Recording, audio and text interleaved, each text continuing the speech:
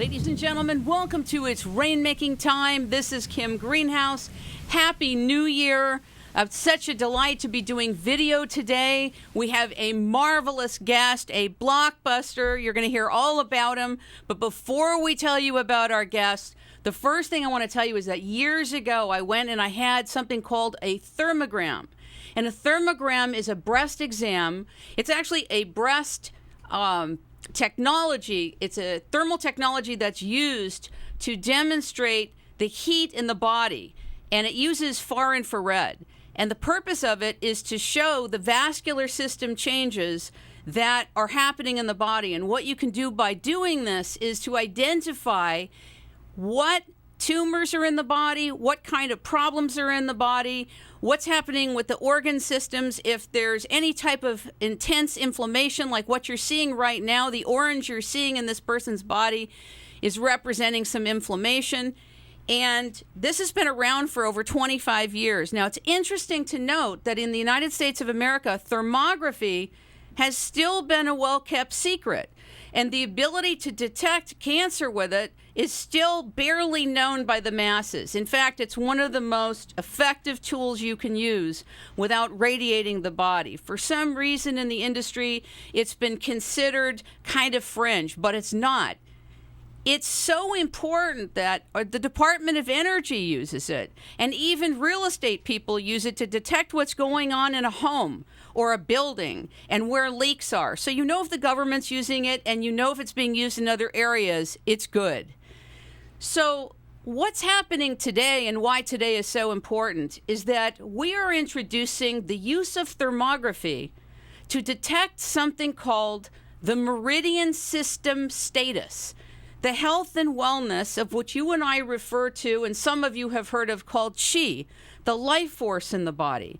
It is said that there are 12 different kinds of meridians, and the Chinese based their entire acupuncture and acupressure system based on this science. Now, acupuncture is known in the United States of America and in the world and taken seriously, but it's still not mainstream, and nor is the Qi system of the body centralized in understanding our health and wellness. So now what does this have to do with thermography? Well, the man you're going to meet today uses thermography and thermograms to not just look at the health and wellness of the body the way it's traditionally used. He's looking at the Qi system, what's happening with blood flow, what's happening with the energy body that we all live in. Now, this is important because this is another diagnostic tool and capability and paradigm to identifying disease. So first, let me tell you about our guest. If I can pronounce his name correctly, I will get a major award in 2014. Dr. Shui Yin Lo, God help me if I didn't pronounce that right, I will receive a letter from China. He received his Bachelor's of Science in Physics from the University of Illinois in 1962. He's served under a Nobel Prize winner named Dr. Nambu, who was a leading figure in particle physics. His academic career spans the globe. He's been a visiting faculty member and lecturer at leading institutions throughout the world, like the California Institute of Technology, the Academy of Science in Beijing, China, the Stanford Accelerator Center. God help us all with that. We hope it's not like Kern or Bern or whatever you call that in Switzerland, that whole accelerator thing. The Institute of Theoretical Physics and State University of New York, Stony Brook, New York. Now, he is a patent holder of something very powerful called the Baser. The Baser was invented by him in Australia, and he not only invented it, he's the patent holder on it, and it's a high beam of enlarged particle clusters, thousands of times more powerful than the world's most powerful laser. The Department of Energy, the U.S. Department of Energy, the Office of Technology Development, and Los Alamos Laboratory collaborated in this research. In 2005, the Nobel Prize in Physics was awarded by Roy Glauber at Harvard for the theoretical calculations of optical coherence, the basis of Dr. Lo's invention of the Baser. Also that you should know that he has published over 75 papers. He is the author and owner of over 60 patents. in the field of atomic and subatomic particles. I want you to know that when a government or any type of international agency takes away your patent and orders you not to use it, particularly when you're going to clean up energy, there is something to that. What's of interest to me, and I think to you, the listening audience, is that he's such a heavy person in the area of knowledge and understanding that when we bring the world of the Meridian System, when we bring the world of water physics and particle physics, when we bring the world of thermography and we put it all together, we have a new paradigm in understanding what's happening in the body. It is with great pleasure and an honor to welcome our guest today to its Rainmaking time, Dr. Shui Yin Lo. Welcome to the show. Thanks for being here. Great pleasure and honor to have you. Thanks for introducing me. It's over exaggerate my achievement. I'm by nature a very humble person. I hope you understand that. I do understand you're humble, which is why I have you here and why I think that the work that you're doing should be paid attention to. I first want to acknowledge that you are also the writer of the book, The Biophysics Basis for Acupuncture and Health, the forum on immunopathological diseases and therapeutics that was given at the International Conference of Water and Health, the book on autism and stable water clusters, Physics and Health, a picture book, and Meridians and Stable Water Clusters, Physics and Health, a picture book. Being an inventor and being a pioneer is a very, very challenging thing because you go up seemingly against many, many people with interests and people that are locked into their own paradigms and understandings of things. You are the founder of Quantum Health Research Institute, and people can find you at thestablewatercluster.com. What are you doing with the Double Helix Water that you invented? Why are you using it? What is the basis of the science? And if you can answer all these questions in 1 minute, you get the Particle Physics Award for Rainmaking listeners. Well, I'm not sure I could do it in 1 minute, but let me try. Okay. I'm kidding. Don't worry. So basically, I'm a theoretical physics by training. For 20 years, I'm basically working in theoretical physics and not in health. But because one data experiment done by Professor Bonavide at UCLA demonstrate it has immune ability. So I said I got to clarify that. I can't just take the experimental data as it is. So if we want to actually treat people, so I like any theoretical physics, I find out the theoretical basics of the human being, okay, the medical system. And I choose acupuncture because I know I'm Chinese, so I know that it works for thousands of years. Whether you can explain in modern language is another matter. They're pretty consistent in the ancient language, very logical and appealing to people. And then, of course, there's enormous data, billions of people using and getting well. So that's the data I rely on. And so I use the quantum field theory, which is accurate and to incredible degree of accuracy that can explain the largest objects, universe and galaxy, as well as the smallest objects, quarks and protons. So it seemed to me pretty obvious it can explain the behavior of human being, no doubt in my mind. So what I do is just connect the dots and say that it works for medical field as well. So I start to write a book. So I lay out what it should be and then look for data. So what I propose as a meridian, there's two major difficulty in Chinese medicine to be accepted. One is the meridian system, because when they cut people up anatomy, they don't see it, and qi, just like what Kim has said. How do you measure qi? So I figure let's explain it all by stable water cluster that I discovered early 1990s, and use that to explain. So in that book you've just been shown, the first chapter, first session, the title is Meridians are made out of stable water cluster. So that's my basis. So you have the hypothesis and you derive everything, and I formulate qi in terms of quantum field theory. So qi is qion, like light is photon, sound is like phonon, so qi is like qion. So basically then it's rigorously defined and then you can eventually find it. I want to interrupt you for just a moment, because while many of us now know what qi is and the qi system is, people don't know what a photon is. Many people who pay attention to physics have a sense of what it is. Please explain what a photon is. Bring us in, because not all of us know. Photon is actually consists of dual property, both wave and particle. So people heard about duality in quantum physics, right? How the particle have both wave property and particle property. They always say physicists are still worried about it. It's not, because the quantum field essentially have the both of that property in it. That's why we call it photon. So it means that duality has been solved, and exactly, and that has been measured to 1 part in 10 to 14, incredible accuracy. So that's how accurate the quantum field theory is. So that's why I no doubt that it can explain human behavior. There are a lot of people that do not believe in the Meridian system. There are a lot of people who don't accept it as a basis of indicating our life force and how well we're doing.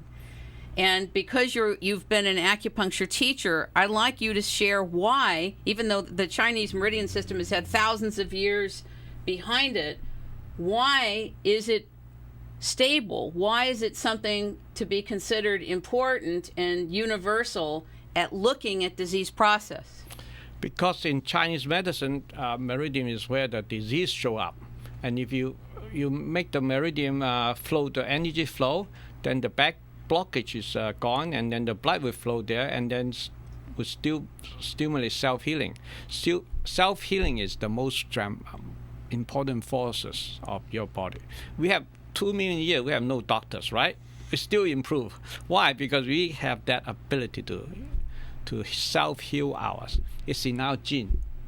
So, and Professor Bonville actually demonstrate the stable water cluster can actually change the gene expression. That's remarkable. That's why we have that Caltech conference early this year.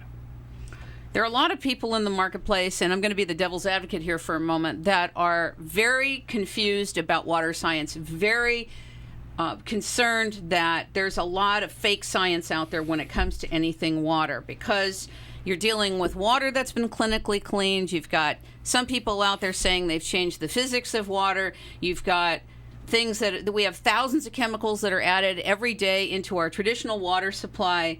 You have thousands of people now in the water business saying they can clean it, they can spin it, they can vortex it. Some people will fight on behalf of and argue that distilled water is the best thing you can drink to get all the chemicals out of the water. The same people, the other people will say, the physicists will say, some physicists will say, you've killed the water. It's now dead. It has no life force. You're killing the water. If you put it through reverse osmosis or if you distill it, some people say it's basically all the same. Some people say even when you distill the water, you have the VOCs in it, volatile, what is it called? They're volatile chemical compounds, basically, that are still there from the air. And so, in a way, you're saying you're solving something through the double helix water that's different. Now, talk about the double helix water, and also I want you to respond to what I just brought to you, which is that there's a lot of marketplace confusion what we should be doing. Well, number one, when I start doing the research on it in 1993, I looked up all the data in literature. That's already a big confusion in the physics domain. So that's two biggest wrong experiment done is all on water. So I'm very careful. So I do the theoretical physics first. I derive the formula, derive where to look for it, and that's how I'm capable. All right. So of theoretical physics, that's what you do. So I look for where it's going to be found. Otherwise, we never find it because the water is so dirty everywhere, no matter how clean it is. Now, once you find it, then I can make it stronger and bigger, and that's why you just see the double helix shape of this stable water cluster. Then it confirms all the things that I predict. And we don't know what that is, so I want you to bring us. I'm going to bring you back a little bit because it's kind of like bringing you at 75,000 feet of knowledge, and we're only at 25. So we're going to bring you down a little bit. It's going to seem like molasses a little bit working through this with me to bring it to the audience. But bring it down a little bit. What is a stable water cluster, and then why is it important to form this double helix? What is this? Now, let's actually. Now, I've done all the theoretical work. Of course, very few people understand it, just like you say. So I said, how I'm going to demonstrate. That's why I choose the thermograph that you mentioned at the beginning of your talk, because thermograph is intuitive, obvious. You don't need any training. I mean, you don't need a radiologist to understand it, and the patient itself to understand it. So then the temperature is understood. And so I show in that book that Kim, you just show Meridian and stable water cluster. We actually show all the meridian in lines. If they have problem in their kidney meridian, it show up at the kidney, okay, blind, and so forth. So then it's obvious. Then it's pretty clear. So, and I use the thermograph not with breast cancer, because that's what it's been traditional use. I use it constantly on employing internal things. See, Chinese medicine say external thing in the surface, you see the meridian, but it reflects the internal organs. Suddenly, thermographs is not just the surface problem. It's actually, you have stomach digestive problem. It show up in the meridian, in the stomach meridian. Okay, you actually see it here. So then it's pretty clear that the meridian has to exist. I said that. Science, we don't ask people to believe anything, okay? You ask people to believe hydrogen is made up of, water is made up of hydrogen and water, you go to electrolytes and you see that. So I say, if you don't believe meridian, doesn't matter. You go take the camera, infrared camera, and go to a place and show yourself. Everybody would see some red spot or red line, because none of us are perfect health. If you are perfect health, then you no problem, okay? Then you don't see inflammation. But if you have some problem, then you will see either a red line or an acupuncture point. So then it's you, your own self, have those things. And so that's why I take all these pictures, and it's so I don't really need you to believe meridians exist. You just go to take the picture, just like you see anything else, water is made of hydrogen and water. And so that's how I use the intuitive, obvious thermograph to demonstrate the existence of meridian and the existence of qi. Because in 50 minutes, things change. If you drink the Double Helix water, it changes. So it has to be Double Helix water, because we want them to see the quick. I also, I don't want to wait 3 months or 10 years later to see effective. I mean, I'm a physicist. I want to see the result in 15 minutes, okay? Then I know it works. And you know it, I know it, okay? So that's why I have another book called Autism and Stable Water. You actually see autistic children improve in 15 minutes. So that's really remarkable. Well, we're going to get to a little bit more about the science. I want to say to the audience that what was very interesting is that many, many months ago, we did a piece, I think it was last summer. This man wrote a book on bras and the impact of bras on basically putting so much pressure on the lymphatic system near the breasts that it stops the circulation and it stops lymph from moving properly, and the impact like wired bras and other types of bras have on breast cancer. And what was interesting is I totally agreed with what he was saying, that there could be an element of causation. Not everything causes cancer, but that is something to seriously look at, because that's an abnormal thing that we as women are doing.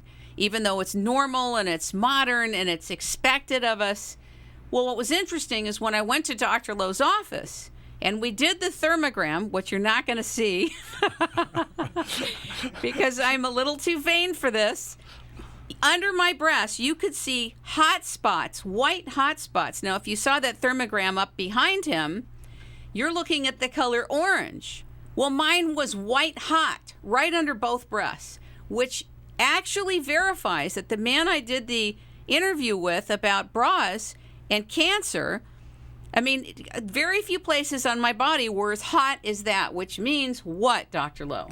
That means it's in trouble, okay?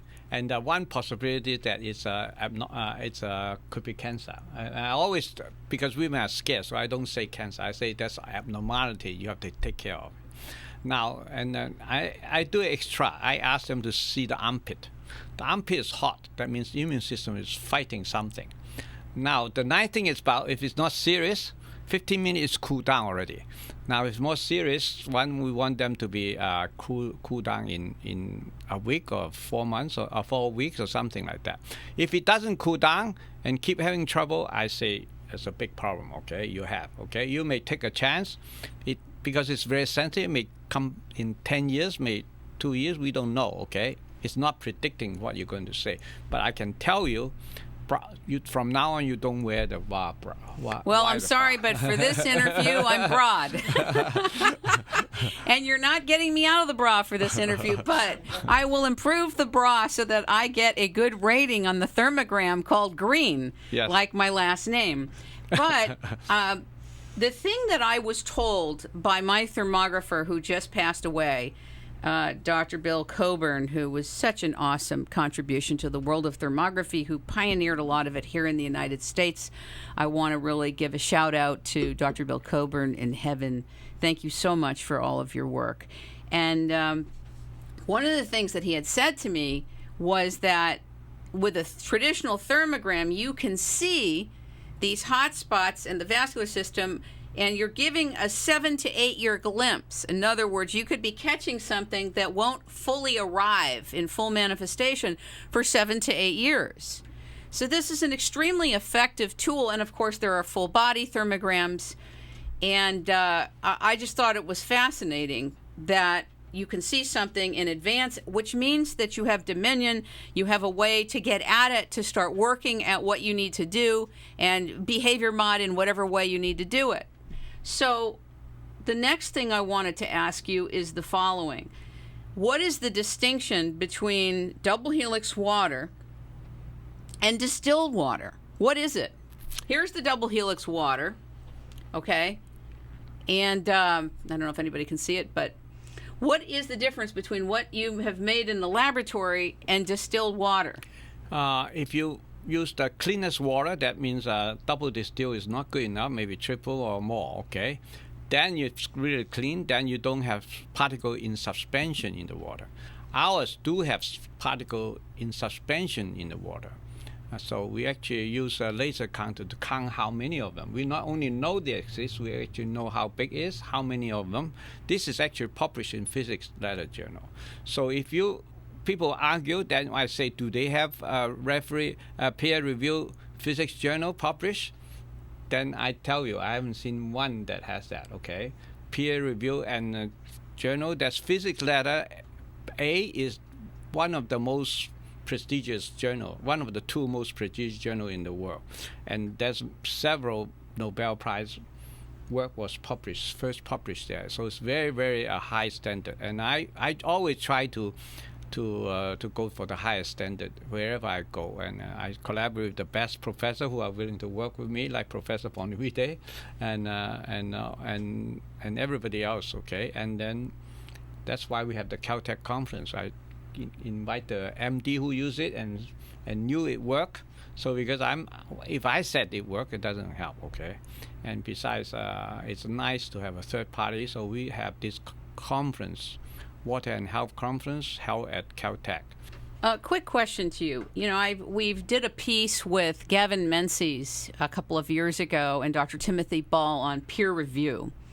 And there's a double-edged sword with peer review, and I need to say it because it's important for the people that are aware what goes on in the scientific communities. Sometimes, actually a lot of times, the dragons that guard the gate are guarding the gate of the peer review process. And sometimes the same people that may okay you for one body of information will block you and stop you and shut you completely out for another. And so even if you didn't have peer review writing, I would still be interested in what you're doing because I understand that when it comes to universities, this process needs an update. It needs to be purified, it needs to be cleaned up, and it needs to be made whole. it's very incomplete in terms of the process. So I understand what you're saying about working with reputable people that are dedicated to science, and I think that's great. But what is the double helix water exactly? So double helix water is having this particle, solid particle. That's the difference. It's a solid. You actually have a fourth phase of water that this solid does not melt at room temperature and pressure. So it's not like ice. Ice melts at above 0 degree. This does not melt. That's number one. And if you let it evaporate, you leave a residue that you can actually see them. And then we actually have atomic force microscope see them, and we also have the most powerful electron microscope also see their existence. So if it's all very, very pure water, you leave no residues. And then if you're a little bit dirty, you get mostly the dirty stuff, not some regular thing like double helix, all right? Double helix shape is really very fascinating, and we see several hundred pictures of it. It's not just one that you just show as an oddity. And so here's my next question. This is going to be a little confronting, but it's not meant to be. When people are pouring the double helix water in distilled water, because the double helix water is considered pure water, correct? yes. Okay, and it's the purest water that we can find. Now, you're talking at the level of chemistry. It's pure in the chemistry level, correct? Yes. Okay. So when you pour the double helix water in it, and it's changing the nature of that distilled water, what is occurring in the mitochondria or the molecular level of that water that we're now ingesting? What is occurring? Well, that is theoretical, okay, because it's very hard to measure anymore, because the distilled water that you buy in the supermarket is not clean enough. So there's so much dirt in it. So and you go into that because this particle that we create has extremely large electric dipole. It would polarize the water and make it more of it. Okay, so that's why I generally advise it. If you have a chance, you put it in the double helix water bottle and shake it well, so you get more of the particles, the solid particle, rather than just put it directly in your mouth. But sometimes it's more convenient to put directly in the mouth. It works too. Do you believe that the human body is electrical? Like Robert O. Becker said, do you think we're electrical systems? It's not a belief, it's a fact, okay? Just like everything, humans are made up of organs. Organs are made up of cells. Cells are made up of molecules. Molecules are made up of atoms. There's nothing in your body which is not made up of atoms, and atoms are made up of electric charge. Negative, that's the electron. The positive is the ions. You only have two things, okay, in your body if you analyze it to the smallest object we have, with iron going down to the atomic nuclear level. Sometimes we do, but that's another matter. Ladies and gentlemen, we're going to take a quick break, and I want to share with you, first of all, our deep appreciation for Robert and Jewel Howers, the founders and owners of the Sterling Hut, for being such incredible sponsors. They have been with us in advertising for several years. If you go to thesterlinghut.com, they have gifts for all of life's occasions. They have crystal and fine silver gifts, engraved picture frames, wine glasses, wedding flutes, engraved gifts of all kinds, whether it's a wedding and anniversary or Mother and Father's Days, or people are graduating, young people are graduating from school. They have a wonderful business, and they have hundreds and hundreds of products that are really for celebrating life's most important occasions in a world where we don't really know if the gold is really in Fort Knox. In fact, it's never really been verified because we can't verify it. The neat thing about Bob and his wife Jewel is that everything in the Sterling Hut has been verified. The silver is real silver. They tell you what percentage of silver it is.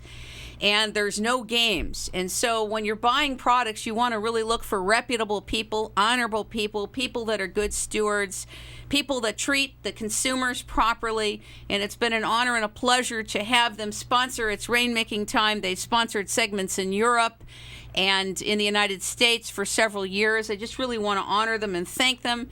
If you would like to talk with them and order any products by going to the Sterling Hut, tell them that you heard about them through It's Rainmaking Time. Tell them it's Rainmaking Time. Call them at 1-888-819-1009. And for those of you that are wondering, why am I wearing this necklace? It's a long story, but what I can tell you is I fell in love with this necklace. It's made by an organization that I love and trust called Essential Mother Earth at essentialmotherearth.com. And Essential Mother Earth has a lot of very important products for living in today's world, a world in which we are bombarded with electromagnetic frequencies, cellular towers, radiation, Wi-Fi, just a bombardment of this type of radiation assaulting our bodies, our cellular system, disrupting it, stopping it, making it sick.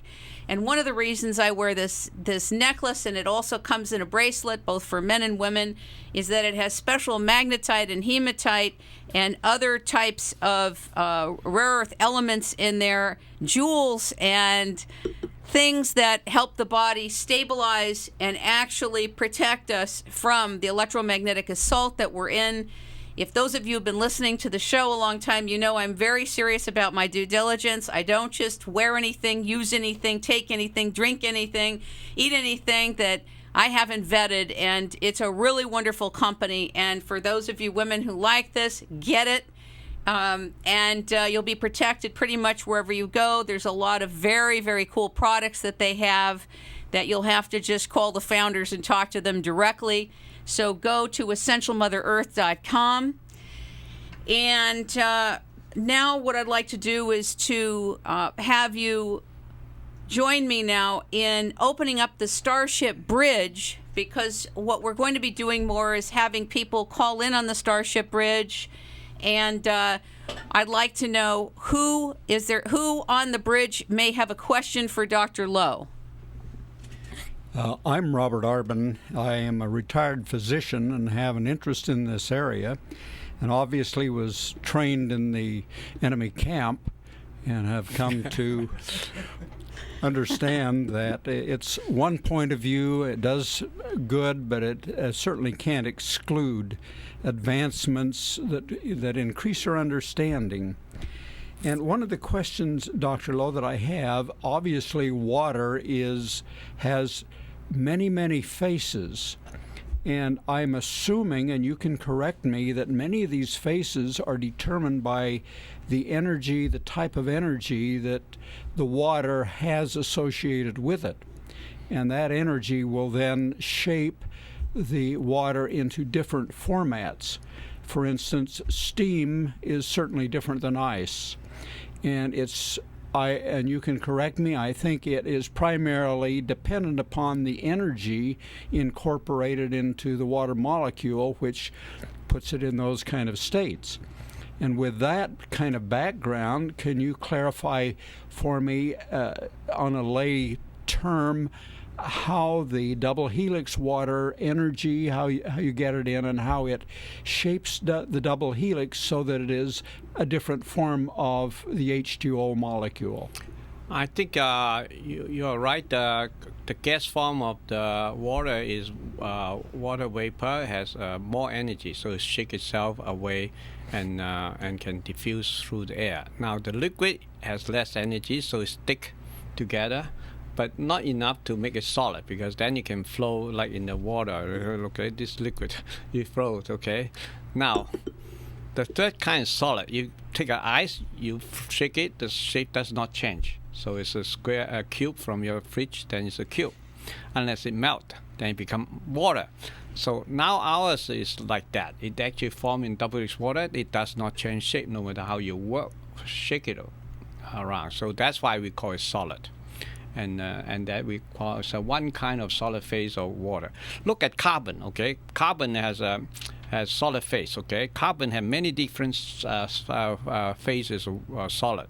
Like the diamond is the most prestigious, right? But it's all made only of carbon. and then the next is charcoal, graphite. They are all only make up of carbon. So you can see the most common material you see is carbon and many different phases of solid.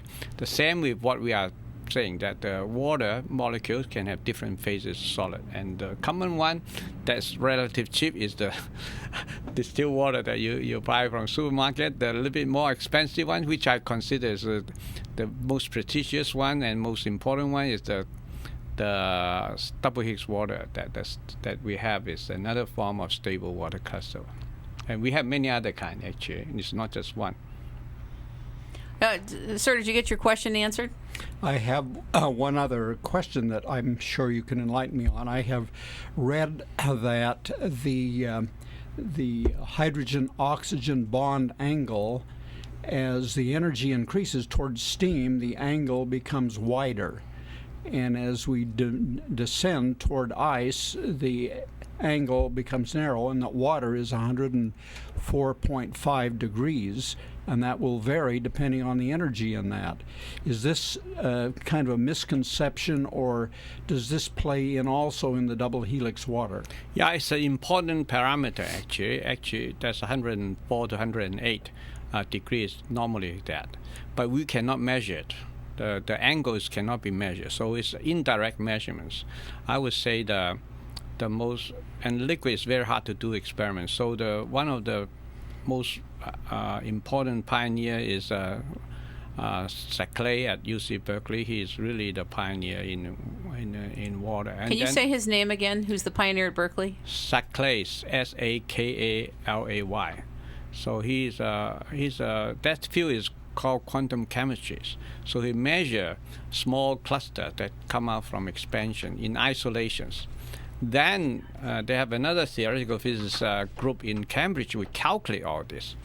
Then you will see those angles come out from the calculations. Experimentally, what Saclay does is 6-digit, so incredible infrared wavelength, okay? So he measured it to great extent. So the theoretical model has to fit that. So those angles will come out from there, okay? X-ray. And so different size of cluster will have slightly different angle, but what the number of angle you would have is roughly that. And we would love sometime to get him to measure ours and get the Cambridge group at UK to see what's the angle. Then I can answer you exactly what that is. Thank you very much. Is there anybody else on the Starship Bridge right now? Okay, we're good. We're going to return back to the Starship, but not the bridge. How are you, Bruce?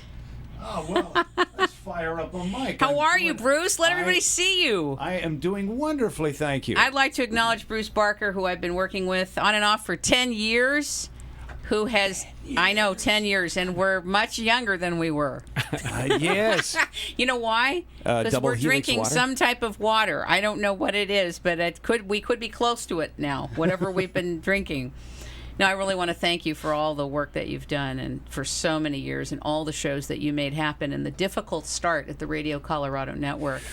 Very difficult start when the internet, I had to cancel my agreement with them because they had not had a contract that was proper. And then we ended up online, and at that time online there were very few people listening. We were just streaming. It was a very tough startup at that time, and I just want to just thank you so much for all that you've done for its Rainmaking time. And a lot of times you've been there in the background and nobody really knows that you've been there. They are only familiar with Andrew Avong. And Andy, who's up in Portland, we want to thank you as well and bring you in and just say hello. And I don't know if we can get you in on a feed, but we want to say hello and I want to tell you how much I appreciate you and how much what you've done has, how much it means to me. And so much of its Rainmaking time, really the whole thing between you and Bruce would never even be out there. So thank you again, Andy. Okay, we're going to go back to the show. And I want to go back to people that may be thinking, listening to this, what is it in the water? I'm coming back to it. It's pure water, but what is it doing in the mitochondria? In other words, what is it doing that when somebody like me goes back and takes a thermogram, my thermogram looks different? Even the lines, the hot lines underneath my breasts are not as hot than they were 15 minutes ago. Also, what does this mean for how much double helix water I have to be on and what those protocols are? And are you at the beginning of figuring out those protocols for people, or do you feel like you're far along? I actually rely on the data being reported by MD so far, right? Because MDs are physicians out there. All they want is to get the patient well, right? They do all the things they have, and then it's easy for them to put a lot more into it. So when I see that they actually can put a lot more, like 1,000 times that what we recommend originally, and get incredible results. So I said, my gosh, I got to this is the only time probably theories behind experiment. Okay, I have this experiment, so I spent several weeks, day and night, to figure out what's the theory of. So I actually have a theory of those large dosage for double Helix water, and then I but that's pretty difficult to explain now to laymen. But it's eventually we have another program, probably take half an hour to explain. But in practice, it's very easy to use. Actually, we have some lay people sitting there and look at me how I ask people to do it in 4 or 5 sessions. He already know how to do it. I just very happy with that theory that behind large dosage. I claim that nobody in both East and West medicine has any theory of dosage. I mean, say drug company, they say you just do that. They try out, didn't kill you, so this is what it is. And 2 or 3 times it might be poisonous. And but why? It's very hard.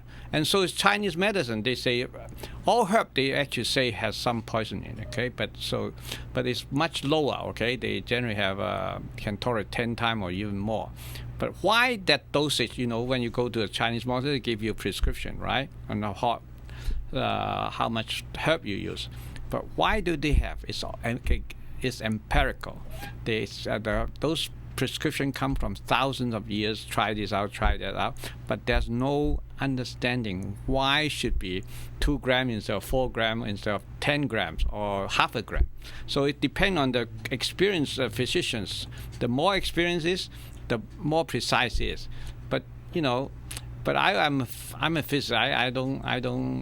So I want to say ordinary, recently graduate acupuncturists should have as good as experienced ones. So that's why I derive all this.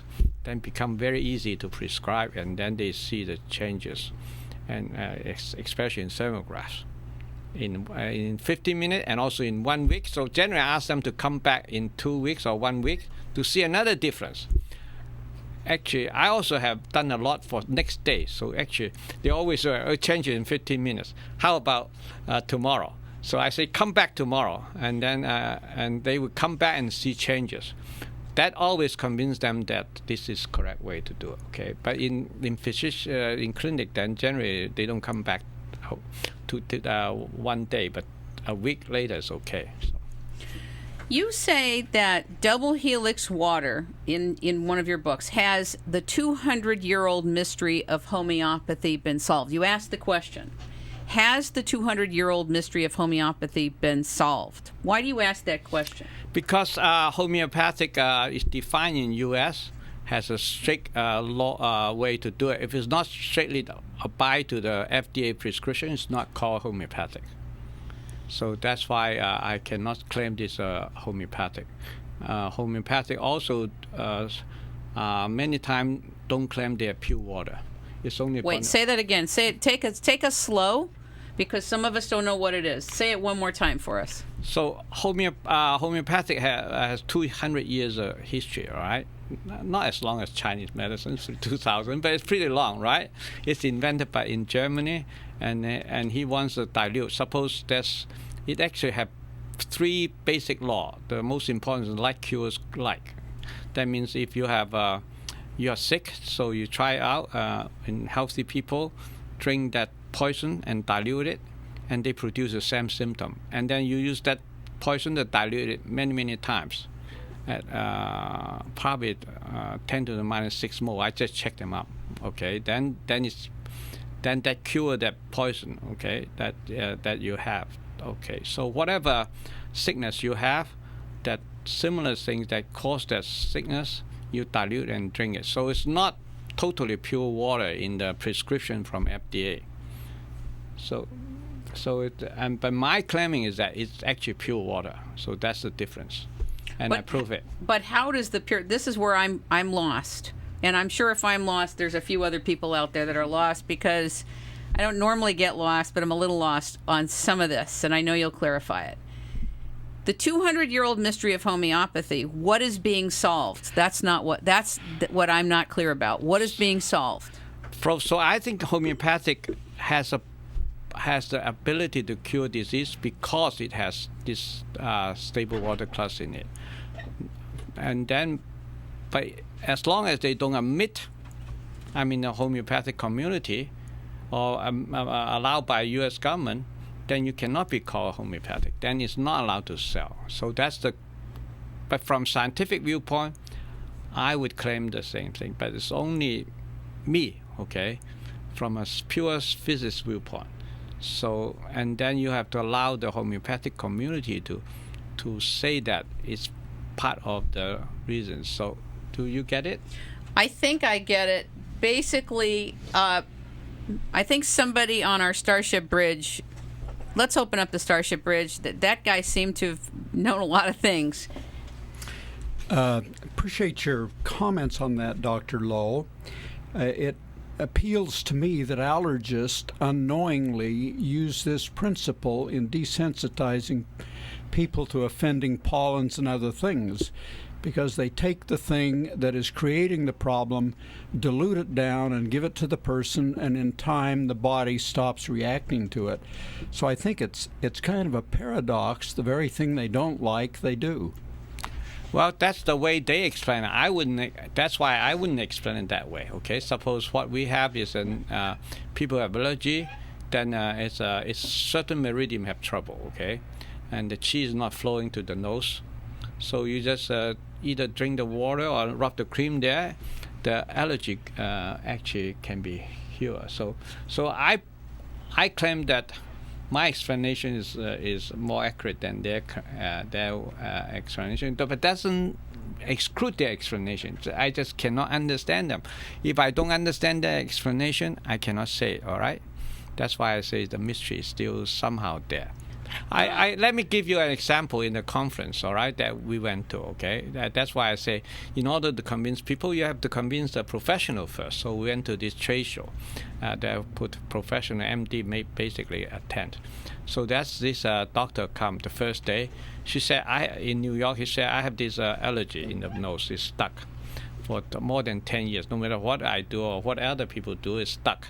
So I said, we take a picture, 15 minutes, it changes. I say, tomorrow you come again. So she come again, and then, of course, change. And then third day, I say, you come back the third day. And by the time the third day, he said, the allergy is totally gone. Her nose is clear. So I can pull out those data for you. I have so many data, it's difficult for me to write books after books, There's only one of me, okay? That's for sure, ladies and gentlemen. There's only one of him.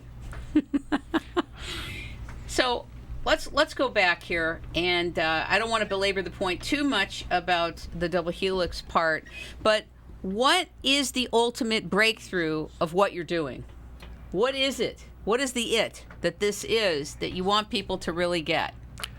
So, from my viewpoint, I think the existence of Meridian is number one, because that shows that a new system, a super system that connect all other systems that the medical science agree with, like the immune system, the blood circulatory system, the nervous system, they all agree. But how do all these systems work together? If you look at all the books, they don't know. You see, this super system, the Meridians actually coordinate all this system to make us unified. We go to do things as a unity. It's not just our hand goes one way, the leg goes the other way, okay? And the current naive ways thinks everything is determined by brain. And so the brain determines what we say. But I always say no. If your bladder is full, the blood meridian take over. He said, I need to go to the toilet, and brain, you go find the toilet, right? So the brain is obeying the bladder meridian, okay? And then another time the stomach meridian say, my stomach is empty. I want food. So go, the brain, find out where the restaurant is. So the brain go to it. So you can see. There's many things like that. So it's naive to say the brain control every other things, and it just depends on the fascination of medical science at this moment, because brain is the least understood. That's why they claim brain do everything. Okay, can I blow your mind a little? Because I'm so impressed with you, and you're just standing so tall. I have to ask you this question. When you talk about the Meridian System, are you also, when you talk about qi, the energy body of our body, are you also including in that the human spirit? Well, I try not to say that because it's controversial. But if you ask it, in Chinese medicine, Jing, Qi, Shen is the same, okay? Jing means the physical energy, basically mostly sexual energy. Qi is the one that we talk about, the life force, and then when you have very strong life force, that's the spirit. So spirit is not separate from qi. It's not separate. It's not a complete separation of mind and body. All this, they are all together in Chinese medicine, and I actually give a series of lecture on quantum theory of spirit also. And I think I lost the audience right away. I didn't understand. There's a few people here that are on the floor. Please get up. Their chi is waning, but their spirit is high. They're just laying down. So my idea of spirit is actually qigong, all right, in a new way. So it's measurable, it's quantifiable, and in the future it will be convincing. It will be in the textbook. Wait a minute. Go back here now. You can't say that big thing and get away with it. Qigong. We know many of us have heard what Qigong is. I want you to explain what it is, give us the essence of it, and then restate what you said. Well, at the moment, exercise is all we call external qi from Chinese medicine. You move your arm, you move your leg, and then you run to exercise your heart. But isn't it better if you exercise your heart? Isn't it better you exercise your lung? And qigong is internal exercise of the meridian. You actually can move your lung, can move your heart, and that's why it's far more powerful. And I actually create a new set of qigong called quantum qigong, which is most elementary. All other qigong can build on it, and I can teach people in several minutes, some of it, and then they can elevate that again. So qigong suddenly become very doable, and as usual, I derived the mathematical formula of it. So I knew I got it right. Okay. So you say that you can quantify qigong. Is that correct? Yes. What does that mean? On a thermogram? On what? Where are you quantifying it? Actually, I work with UCLA, a group of business professors there. We actually the thermograph you can quantify, and then the EEG, and the SPAC, the single photon machines. Okay, and then they all see changes after being treated by external qi, by not me, but another qigong master, and then you can see the difference. But the thermograph is nice. You actually see it in 15 minutes. EEG is nice, but it's so complicated. You need a specialist, a professor to interpret it, okay? And the SPAC is even harder. It's 1 day later, all right? And it's very expensive. But luckily, the doctor are willing to not to charge us. Okay. And the thermograph, on the other hand, is intuitive, obvious, and you can interpret. You don't need a professor to do it. Well, ladies and gentlemen, we are at the hour, and it flew by. And I hope that you enjoy this first video that we did.